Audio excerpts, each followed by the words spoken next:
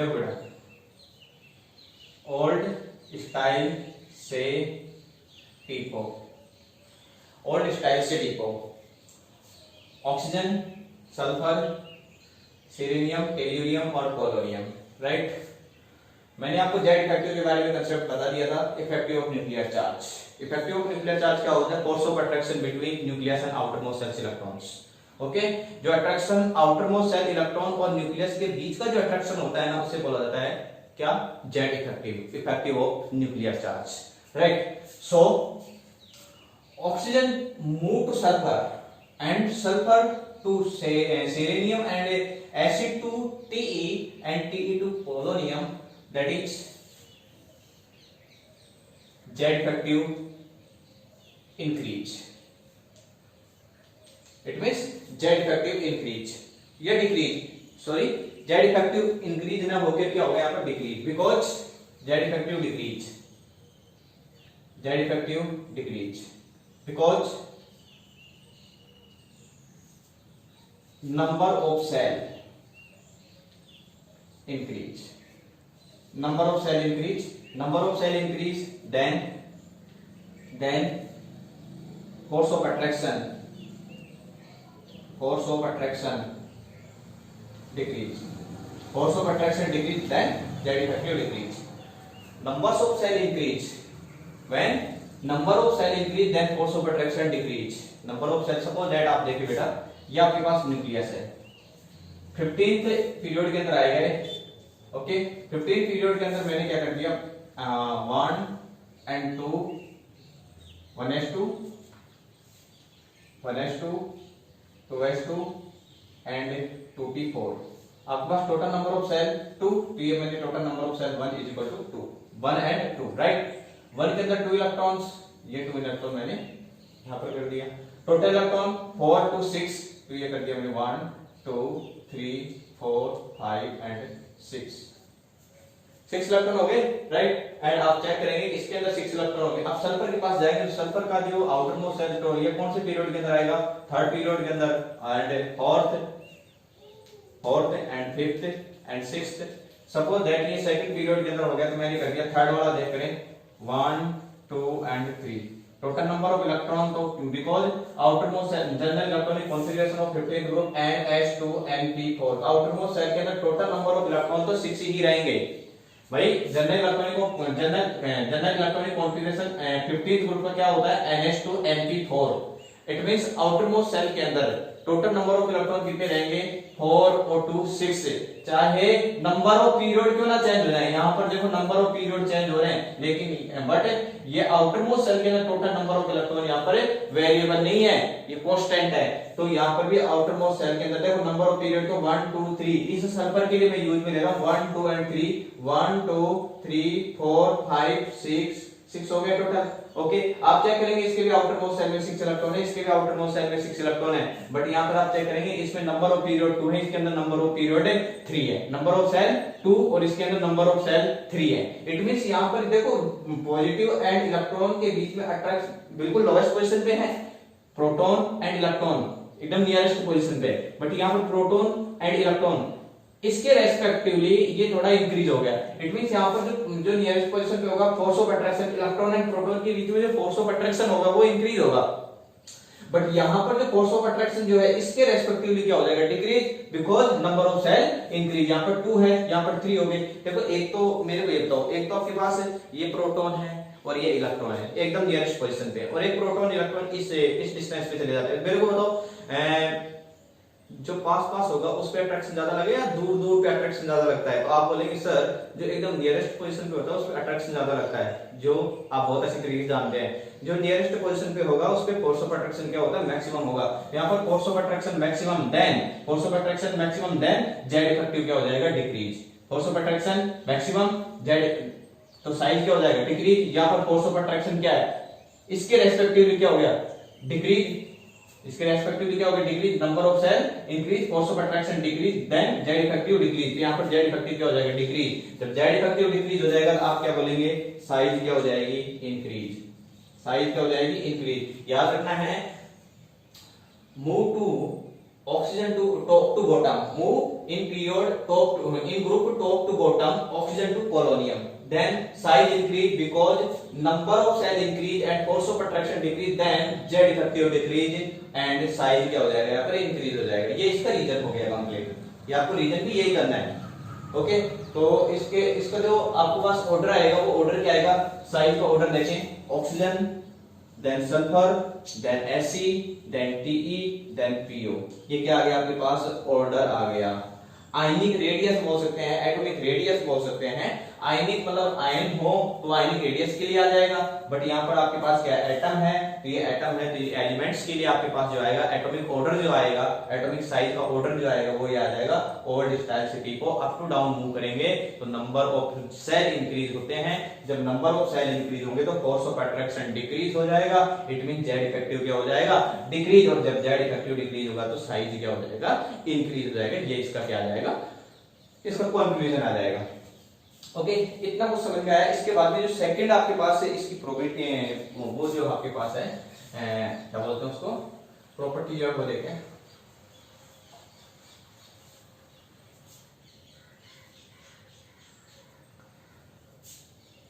Second आयनिक potential और ionization energy. Ionization enthalpy बोलते हैं आयनाइजेशन एनर्जी.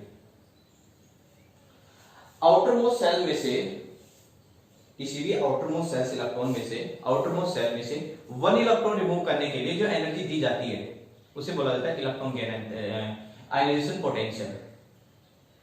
याद रखना है half filled and ionisation potential आपके पास ये सब 11th क्लास के अंदर आपने देख लिया है. और मैंने डी एंड एल ब्लॉक के अंदर भी इसके बारे में काफी सारा बता दिया है इसकी डेफिनेशन वगैरह. बट यहाँ पर सिर्फ कंसेप्ट देखेंगे आयनाइजेशन पोटेंशियल. आयनाइजेशन पोटेंशियल जो होता है इसका कंसेप्ट दे देता हूं. Ionisation potential inversely proportional 1 upon size.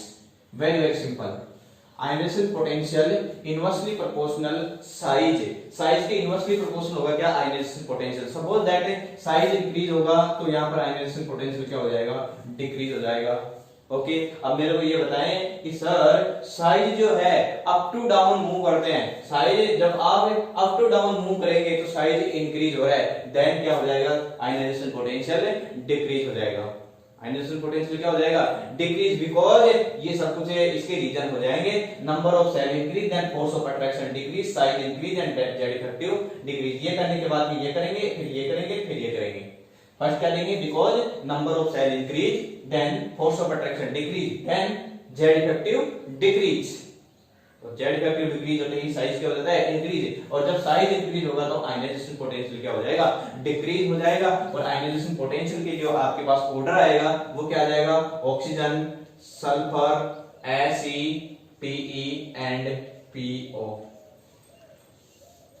Oxygen, sulphur, Fe, Pe and PO. Right इतना तो मेरे अकॉर्डिंग समझ में आ गया होगा आपके. ओके नेक्स्ट कंसेप्ट आप और देखें. यहां पर आपका कंप्लीट हो गया आयनाइजेशन पोटेंशियल एंड साइज. आगे जो नेक्स्ट पॉइंट है वो देखें. Melting point and boiling point और भी देख सकते हैं आप. मेल्टिंग पॉइंट और बॉइलिंग पॉइंट के बीच में ऑर्डर आपको देखें. उससे पहले मैं इलेक्ट्रोनेगेटिविटी के बारे में आपको बता देता हूं. Oxygen, sulphur, selenium, tellurium and polonium की तरफ आप मूव करते हैं तो एटॉमिक साइज इंक्रीज हो रही है. देन इलेक्ट्रोनेगेटिविटी डिक्रीज होगी. तो यहां पर भी याद रखना है इलेक्ट्रोनेगेटिविटी. इलेक्ट्रोनेगेटिविटी मींस क्या होता है force of attraction is more at more electronegativity parts. जो फोर्स ऑफ अट्रैक्शन जो होगा जो इलेक्ट्रॉन की जो अट्रैक्शन पावर्स होगी जिस साइड के अंदर इलेक्ट्रॉन मूव करेंगे उसकी इलेक्ट्रोनेगेटिविटी उसके रेस्पेक्टिवली क्या हो जाएगी मोर देन हो जाएगी. सपोज दैट आपके पास ये HCl है hydrogen chloride. Right hydrogen and chlorine के अंदर यदि चेक किया जाए तो क्लोरीन की जो इलेक्ट्रोनेगेटिविटी है हाइड्रोजन की रेस्पेक्ट क्या है electronegativity of chlorine is more than hydrogen. Electronegativity of chlorine is more than hydrogen. Then hydrogen electron shift towards chlorine atoms. Okay तो ये जो इलेक्ट्रॉन्स जो हैं ये क्लोरीन एटम की तरफ क्या हो जाते हैं शिफ्ट हो जाते हैं. इसको बोलते हैं क्लोरीन जो है इसकी पावर जो है क्लोरीन की जो पावर जो है हाइड्रोजन के रेस्पेक्ट क्या है ज्यादा है. तो ये इलेक्ट्रॉन कौन सी साइड में शिफ्ट हो गए क्लोरीन एटम वाली साइड के अंदर शिफ्ट हो गए. तो आप बोलेंगे कि भाई ये क्लोरीन इस साइड के अंदर शिफ्ट होगी इसका मतलब इसको इलेक्ट्रोनेगेटिविटी बोला जाता है कि भाई इलेक्ट्रॉनों को अपनी तरफ अट्रैक्शन करना. वही इलेक्ट्रोनेगेटिविटी होती है, वो एक दूसरे के रेस्पेक्ट देखा जाता है। ओके, और इन दोनों H और Cl के बीच में जो डिफरेंस देखा जाए तो आप क्या करेंगे, delta E N. Delta E N means होता है डेल्टा चेंज, चेंज डेल्टा का मतलब क्या होता है, चेंज, और ई डॉट एन डॉट का मतलब होता है इलेक्ट्रोनेगेटिव। इलेक्ट्रोनेगेटिविटी में ये डिफरेंस है कि भाई हाइड्रोजन की सपोज है 2.1 होती है और क्लोरीन की होती है 3, तो 3 माइनस 2.1 वो किसको रिप्रेजेंट करेगा, डेल्टा ई एन को। किसको रिप्रेजेंट करेगा, डेल्टा ई एन को। चलो यहाँ तक तो कोई बात नहीं है, बट आप देखेंगे भाई इलेक्ट्रोनेगेटिविटी ऑर्डर चाहिए अपने को, तो oxygen move two sulphur and oxygen old style से TePO, या आपके पास क्या आ जाएगा, ऑर्डर आ जाएगा। Oxygen, sulphur, selenium, tellurium and polonium, ये आपके पास क्या है, इलेक्ट्रोनेगेटिविटी का ऑर्डर आ जाएगा। ये इलेक्ट्रोनेगेटिविटी का जो ऑर्डर जो है ये सेम आयनाइजेशन पोटेंशियल का है। ओके, तो यहां पर सॉरी इलेक्ट्रोनेगेटिविटी इंक्रीज ना होकर डिक्रीज हो जाएगा, तो आप बोल सकते हैं कि ionisation potential is directly proportional electronegativity. ये आपके पास कंसेप्ट आ गया। इलेक्ट्रोनेगेटिविटी जो है आयनाइजेशन पोटेंशियल के डायरेक्टली प्रोपोर्शनल है। भाई सेम है, oxygen ionisation potential is more than sulphur and selenium, tellurium and polonium के रेस्पेक्ट है सबसे ज्यादा जो इलेक्ट्रोनेगेटिविटी है किसकी है, ऑक्सीजन की है। और आपको पता है कि ऑक्सीजन की जो इलेक्ट्रोनेगेटिविटी है FON में देखा जाए तो 4, 3.5 एंड नाइट्रोजन 3। ओके, ये इसकी इलेक्ट्रोनेगेटिविटी पूरी की पूरी पीरियोडिक टेबल के अंदर N और Cl की भी पीरियोडिक कितनी होती है, 3 होगी। तो FON एंड Cl की जो इलेक्ट्रोनेगेटिविटी होती है ये जनरली 4, 3.5, 3 एंड 3। 0.5 से डिक्रीज कर दो, 0.5 से फिर डिक्रीज कर दो, माइनस करते जाओ, आपके पास इलेक्ट्रोनेगेटिविटी आ जाएगी अपने आप। ओके, तो ये इलेक्ट्रोनेगेटिविटी का ऑर्डर हो गया, राइट। इतना कुछ समझ में आया। ओके, नेक्स्ट टॉपिक स्टार्ट कर रहा हूं मैं, melting point and boiling point. Melting point and boiling point.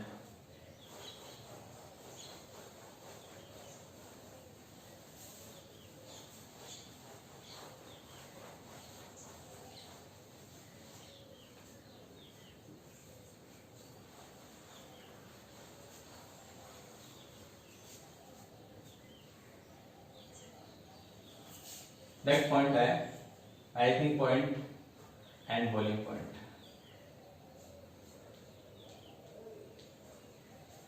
एक क्वेश्चन और भी है वो मैं बता देता हूँ, melting point and boiling point को बता देता हूँ। याद रखना है कि भाई क्वेश्चन क्या है, FO carbon, nitrogen and oxygen. Nitrogen और ऑक्सीजन के अंदर आयनाइजेशन पोटेंशियल का ऑर्डर अपने को चाहिए, वेरी वेरी इंपॉर्टेंट है। What is the reason nitrogen is more ionization potential than oxygen? Ionization energy, what is the reason? Ionization energy, nitrogen is more than oxygen. Oxygen के respect nitrogen की जो ionization potential जो है, nitrogen की जो ionization potential जो है वो मैक्सिमम है। ऑक्सीजन और नाइट्रोजन के यदि आयनाइजेशन पोटेंशियल देखा जाए तो नाइट्रोजन की जो आयनाइजेशन पोटेंशियल जो है ऑक्सीजन के रेस्पेक्ट क्या है, ज्यादा है। इसका रीजन क्या है, ये इंपॉर्टेंट है। ओके, ये ऑर्डर आ भी चुका है एग्जाम के अंदर, आईआईटी के अंदर, याद रखेंगे। बट मैं इससे पहले melting point and boiling point बताता हूँ, फिर उसके बाद बताता हूँ। Melting point and boiling point के अंदर देखेंगे तो जब आप मूव करते हैं oxygen to sulphur, oxygen, sulphur, selenium, tellurium and polonium, oxygen, sulphur, selenium, tellurium and polonium, आप चेक करेंगे कि यहाँ पर ऑक्सीजन की जो इलेक्ट्रोनेगेटिविटी जो है, ऑक्सीजन की जो इलेक्ट्रोनेगेटिविटी जो है वो सल्फर के रेस्पेक्ट क्या होता है, अधिक होती है। ऑक्सीजन की जो इलेक्ट्रोनेगेटिविटी सल्फर के रेस्पेक्ट क्या होती है, अधिक होती है। आप देखेंगे जो सल्फर जो है ये कौन से फॉर्म में होगी, O2 के फॉर्म में होगा। सल्फर कौन से ऑक्सीजन कौन से फॉर्म के अंदर होता है, O2 फॉर्म के अंदर, बट सल्फर जो है ये कौन से फॉर्म के अंदर होगा, S8 फॉर्म के अंदर। इनकी जो मोर स्टेबल जो इनकी स्ट्रक्चर जो होगी, ऑक्सीजन की जो more stable structure O2 and sulphur की जो मोर स्टेबल जो स्ट्रक्चर होगी वो क्या होगी, S8। ओके, जब ये S8 है तो सल्फर हो चाहे सेलेनियम हो, टेल्यूरियम हो, पोलोनियम हो, बताया जाता है कि सभी के अंदर किस टाइप का फोर्स ऑफ अट्रैक्शन होता है, वान डर वाल बॉन्ड फोर्स ऑफ अट्रैक्शन। इनके अंदर सभी के अंदर कौन सा बॉन्ड होगा, वान डर वाल बॉन्ड होगा। बट जो ऑक्सीजन जो है ये तो डबल बॉन्ड से कनेक्टेड है। और देखा गया कि इसका जो मेल्टिंग पॉइंट जो है 55 और इसका 370 के आसपास होगा, है ना। तो ऑक्सीजन ने 55 370 इनके बीच का जो डिफरेंस जो है, मेल्टिंग पॉइंट का जो डिफरेंस है ये मैक्सिमम है। मेल्टिंग पॉइंट का जो डिफरेंस है ये मैक्सिमम है, और जब मेल्टिंग पॉइंट का जो डिफरेंस है वो मैक्सिमम होगा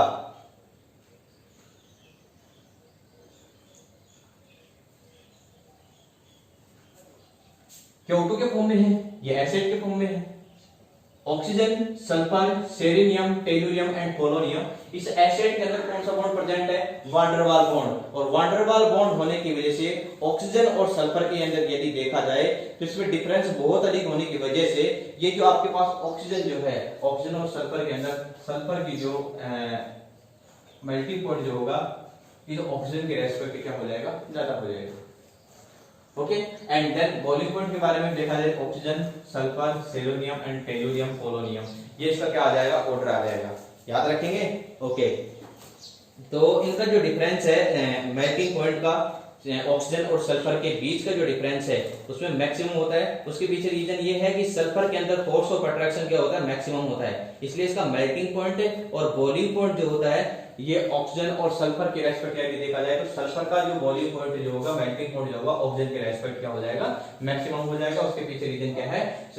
वान der Waals bond present in a sulphur, it means force of attraction maximum, force of attraction maximum then melting point and boiling point maximum। Okay, आप देख रहे हैं कि भाई सल्फर एसिड के फॉर्म में है, नंबर्स ऑफ बॉन्ड भी मैक्सिमम है इसके अंदर, इट मींस ये स्टेबल है। स्टेबल फॉर्म के अंदर होगा तो वो वहां पर क्या हो जाएगा? वान डेर वाल, मेल्टिंग पॉइंट और बॉइलिंग पॉइंट जाहिर सी बात है क्या हो जाएगा? मैक्सिमम हो जाएगा। आगे देखो, अब ये कंप्लीट होने के बाद मैं एक टॉपिक बता रहा हूं आपको जहां से क्वेश्चन आते हैं, वो देखो क्वेश्चन नंबर फर्स्ट है H2O is a liquid and H2S as a gas. What is the reason H2O as a liquid? तो क्वेश्चन नंबर फर्स्ट क्या है? क्वेश्चन से स्टार्ट कर रहा हूं मैं। H2O and H2S, H2O तो लिक्विड फॉर्म के अंदर है और H2S जो है गैसेस फॉर्म के अंदर है।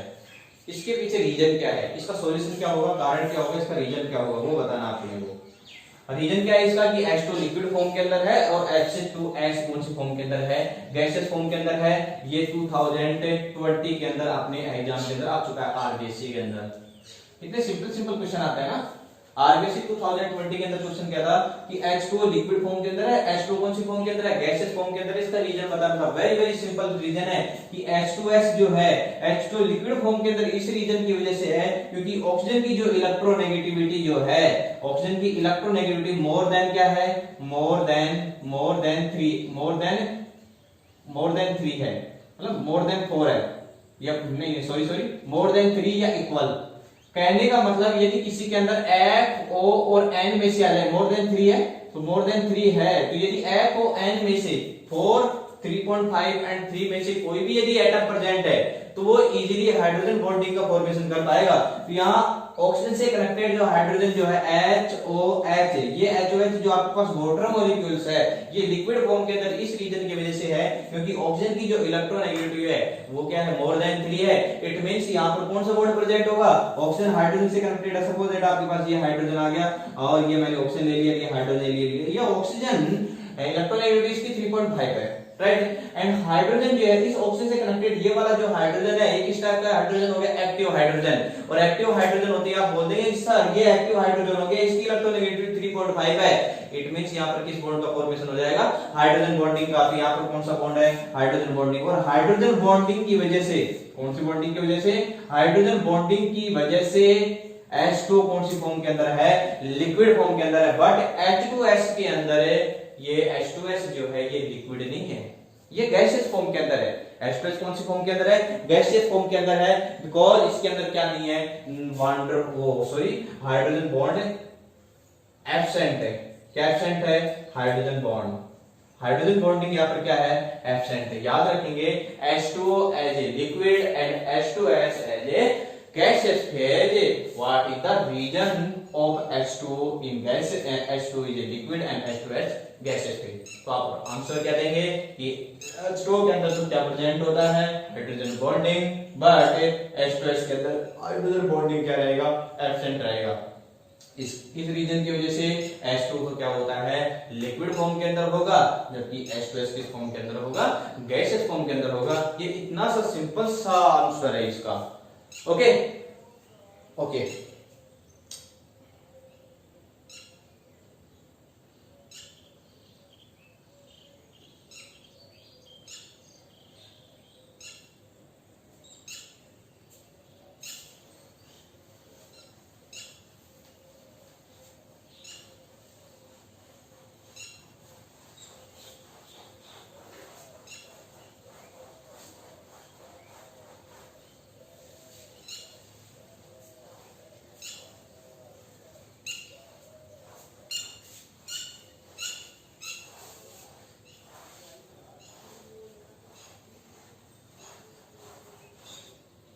ओके, अब देखना वैलेंसी।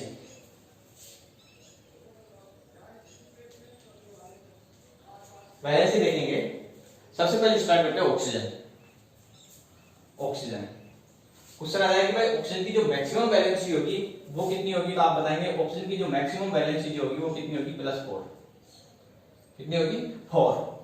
ऑक्सीजन की जो मैक्सिमम वैलेंसी होगी वो कितनी होगी, 4। इसके पीछे रीजन ये है कि भाई ऑक्सीजन के आउटर मोस्ट सेल में तो सर 6 इलेक्ट्रॉन होते हैं ना। जब देखो ऑक्सीजन का जो इलेक्ट्रॉनिक नंबर, जो एटॉमिक जो नंबर होगा वो तो होगा 8, और इसका मास नंबर कितना होगा, 16। ओके, तो आप बोलेंगे सर ऑक्सीजन का एटॉमिक नंबर 8 है, इसमें से 2 लेस कर दो। एक चीज और बता देता हूं मैं, जैसे सपोज दैट आपके पास है बोरोन है, carbon, nitrogen, oxygen, chlorine. Boron atomic number of boron 5 है। Okay, atomic number of boron 5 and boron carbon, carbon atomic number of carbon 6, nitrogen 7, oxygen 8, fluorine 9, neon 10। अब क्या करना है, जो एटॉमिक जो नंबर है, मैं कभी भी आपसे ये पूछूं कि भाई इसके आउटर मोस्ट सेल में कितने इलेक्ट्रॉन है, आउटर मोस्ट सेल ऐसे बोलो how many numbers of outer most shells electrons in neon, तो आप आंसर क्या देंगे, उसके पीछे रीजन क्या है वो इसके लिए सॉल्यूशन देखो बहुत ही सटीक और सिंपल। आपको क्या करना है, जो आपके पास एटॉमिक नंबर जो है होना चाहिए इनके अंदर, boron, carbon, nitrogen, oxygen, fluorine, neon, इन्हीं फैमिली के अंदर होना चाहिए। करना क्या आपने को, जो आपके ये जो एटॉमिक नंबर आपको पता होना चाहिए, सपोज दैट आपके पास ऑक्सीजन है, ऑक्सीजन है, इसका एटॉमिक नंबर 8 है। क्या करना है, इसमें से 2 लेस कर देना।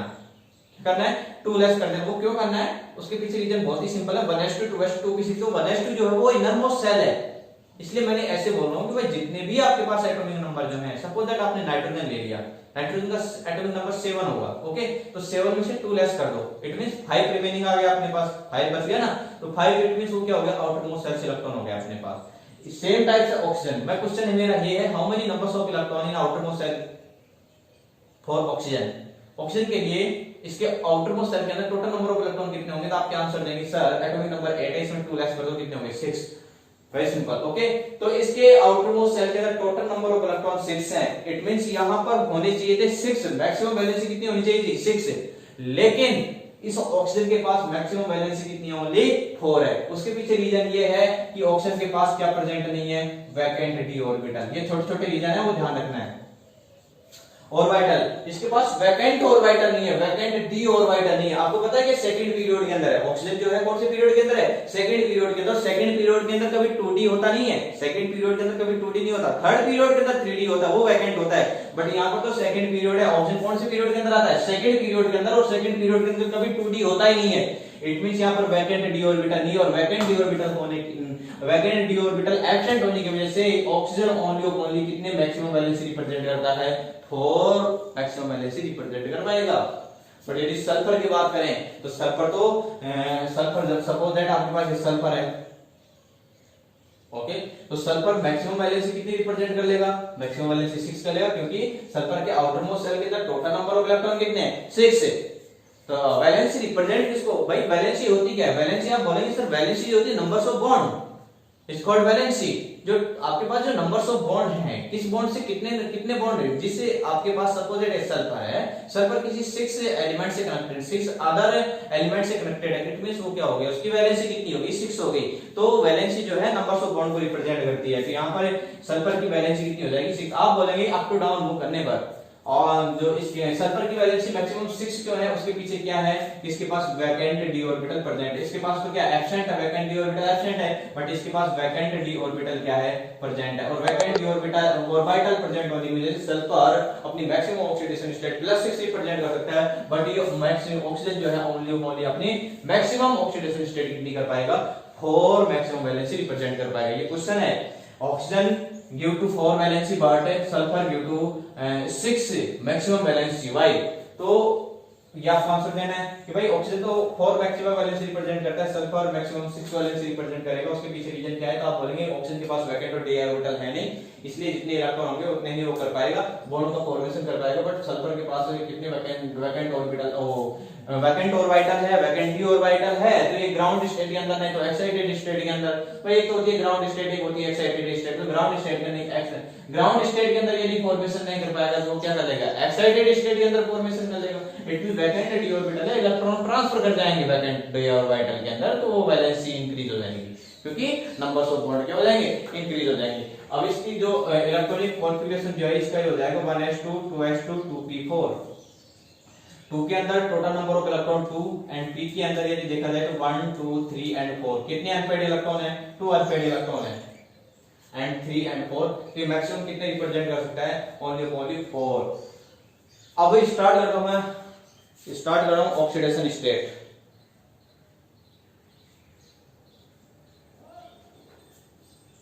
ऑक्सीडेशन स्टेट वैलेंसी तो होगी, ऑक्सीजन मैक्सिमम कितनी वैलेंसी रिप्रेजेंट करेगा, 4। ओके, अब स्टार्ट करूंगा ऑक्सीडेशन स्टेट। उससे पहले मैं टाइमिंग चेक कर लेता हूं। आज ऑक्सीडेशन स्टेट हो पाएगा बेटा। Okay,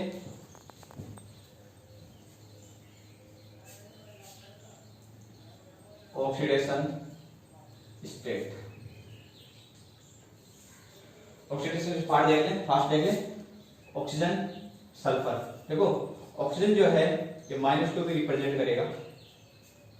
oxygen generally oxidation state जो है -2 एंड कहां तक हो सकता है, +6 तक। आउटर मोस्ट सेल के अंदर टोटल नंबर ऑफ इलेक्ट्रॉन कितने हैं, 6 हैं। तो ऑक्सीजन फैमिली के अंदर जो ऑक्सीडेशन स्टेट होगी वो -2 से लेके और +6 तक हो जाएगी। -2 इसकी मिनिमम होगी और मैक्सिमम कितनी हो जाएगी इसकी, +6। Okay, and then oxygen sulphur Fe Pe and PO। Oxygen sulphur Fe Te and PO के अंदर यदि देखेंगे तो -2। ओके, ये तो -2 जनरल ऑक्सीडेशन स्टेट होगी। जैसे आप oxygen to sulphur to cerium to tellurium and polonium की तरफ आप मूव करेंगे तो ये जो -2 स्टेबिलिटी जो है वो क्या हो जाएगी, डिक्रीज हो जाएगी। माइनस स्टेबिलिटी क्या हो जाएगी, डिक्रीज हो जाएगी। और ऑक्सीजन की जो -2 जो ऑक्सीडेशन स्टेट है वो क्या होती है, मोर स्टेबल होती है। एंड जो आपके पास जो लास्ट 4f के अंदर जो रिप्रेजेंट करता है कौन सा, ये टेलुरियम जो है, पोलोनियम जो है, इसकी जो ऑक्सीडेशन स्टेट होगी वो कितनी होगी, 6 होगी। आप देखेंगे कि भाई आपके पास सेरियम और टेलुरियम जो है ये तो +4 ऑक्सीडेशन स्टेट रिप्रेजेंट करेंगे, और जो पोलोनियम जो है ये जो है अप टू डाउन मूव करने पर इसकी ऑक्सीडेशन स्टेट कितनी होगी, +6। ऑक्सीडेशन स्टेट कितनी हो जाएगी इसकी, +6। ये इतना याद रखना है। बट क्या ये आंसर सही है, बिल्कुल रॉन्ग है। ऑक्सीडेशन स्टेट जो है अप टू डाउन मूव करने पर डिक्रीज होती है। 4f के रेस्पेक्ट यदि +6 ऑक्सीडेशन, ये सेरोनियम और टेलुरियम जो है ऑक्सीडेशन स्टेट +4 है। बट आपके पास ये जो पोलोनियम जो है, ये याद रखना है, पोलोनियम सॉरी, ये जो पोलोनियम जो है +4, ये +4 एंड +6 दोनों रिप्रेजेंट करेगा। ये ओनली +4 रिप्रेजेंट करेगा, ऑक्सीजन -2 एंड ये +6 भी रिप्रेजेंट कर सकते हैं। ओके, यहाँ पर कुछ भी हो सकता है, लेकिन इतना याद रखना है कि ऑक्सीजन की जो जनरल ऑक्सीडेशन स्टेट जो होती है वो -2 होती है, और -2 ये स्टेबल होती है। कैसी होती है, स्टेबल होगी। तो ऑक्सीजन की जो स्टेबल ऑक्सीडेशन स्टेट है वो -2 है, और पोलोनियम ओनली +4 ऑक्सीडेशन स्टेट ही रिप्रेजेंट करेगा, ना तो माइनस करेगा ना प्लस करेगा। वेरी वेरी इंपॉर्टेंट है। उसके पीछे पोलोनियम जो है +4 ऑक्सीडेशन स्टेट रिप्रेजेंट क्यों करता है, +6 क्यों नहीं करता, -2 क्यों रिप्रेजेंट नहीं करता, याद रखना है। इसका रीजन है इनर्ट पेयर इफेक्ट है। कौन सा इफेक्ट है, inert pair effect. Inert pair effect, ये आपके पास रीजन हो गया। इनर्ट पेयर इफेक्ट की वजह से, इनर्ट पेयर इफेक्ट की वजह से पोलोनियम की जो ऑक्सीडेशन स्टेट है +4 होगी। और याद ये भी रखना है कि अप टू डाउन जब आप मूव करते हैं तो +6 की जो ऑक्सीडेशन स्टेट है वो तो होती है डिक्रीज। जब आप पीरियोडिक टेबल के अंदर अप टू डाउन मूव करेंगे, oxygen move to polonium, then oxidation +6 oxidation state decrease and +4 oxidation state increase, +4 oxidation state increase, इतना याद रखना है। तो ये +4 ऑक्सीडेशन स्टेट इंक्रीज हो रहा है, +6 ऑक्सीडेशन स्टेट डिक्रीज हो रहा है, उसके पीछे रीजन क्या हो जाएगा, इनर्ट पेयर इफेक्ट। आपको पता है ऑक्सीजन ऐसे जरूरी नहीं है कि ऑक्सीजन अपनी -2 ऑक्सीडेशन स्टेट के अंदर ही स्टेबल होगा, ऐसे कुछ एग्जांपल्स भी हैं इसके अंदर। बाय आप ऐसे कर लो ना कि भाई ऑक्सीजन के रेस्पेक्ट जो उसके मोर इलेक्ट्रोनेगेटिव वाला कांसेप्ट ले लो। सपोज दैट आपके पास ये ऑक्सीजन, ये OH2 है, OH2 के अंदर यदि ऑक्सीजन की ऑक्सीजन का ऑक्सीडेशन स्टेट आप चेक करेंगे तो सपोज दैट x की वैल्यू होगी, क्लोरीन का -1 होगा, टोटल कितनी है -2, टोटल चार्ज 0, तो x कितना आ गया 2, तो ऑक्सीजन की यहां पर जो ऑक्सीडेशन स्टेट होगी वो कितनी होगी +2 होगी। तो ये कुछ एग्जांपल्स हैं, ये एक one of the example in this chapter oxygen के लिए है। तो ऑक्सीजन की जो इलेक्ट्रोनेगेटिव ऑक्सीजन की ऑक्सीडेशन स्टेट जो होगी वो प्लस में भी हो सकती है, माइनस के अंदर भी होगी। जनरली स्टेबल ऑक्सीडेशन स्टेट है -2 के अंदर होगी। अप टू डाउन मूव करेंगे तो ऑक्सीडेशन स्टेट क्या होती है +4 की ऑक्सीडेशन स्टेट तो क्या होगी स्टेबल, +6 ऑक्सीडेशन स्टेट जो डिक्रीज होती जाती है जब अप टू डाउन मूव करते हैं, और +4 ऑक्सीडेशन स्टेट इंक्रीज होगी। तो यहाँ पर जो पोलोनियम जो है, पोलोनियम की +4 ऑक्सीडेशन स्टेट क्या होती है, मोर स्टेबल होगी। ओके,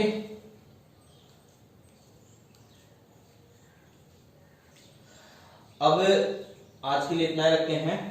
अब मैं कल जो स्टार्ट करूंगा वो है hydride of oxygen family, hydride of oxygen family, right. Thank you.